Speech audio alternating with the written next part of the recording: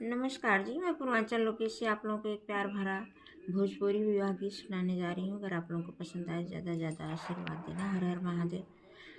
पापा के खेतवा में उपजे हर दिया हो, भैया बैठ रखवार। पापा की अगवा हो झंखली मम्मी, अब बेटी भैली सयान। काचे काचे बसवा कटाई हो जनक जी, पनवन माड़ो छवाय। काचे काचे बसवा कटम हो जनक जी, पनवन माड़ो छवाय।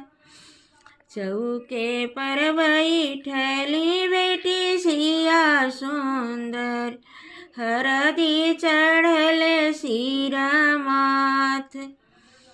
चौके पर बैठली बेटी सिया सुंदर, हरदी चढ़ल सिर माथ। अइली बरतिया आंगन बीचे उतर, बेटी बैठ पापा जी के जांग।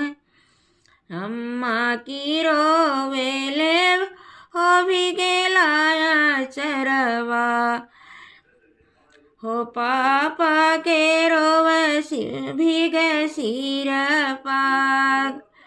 आज दुलरैतिन बेटी भैली पराई हो, सुन भैल घरवा दुआर। आज दुलरैतिन बेटी भैली पराई, सुन भैल घरवा दुआर। पापा के खेतवा में उपज हर दिया, भैया बैठ रखवार।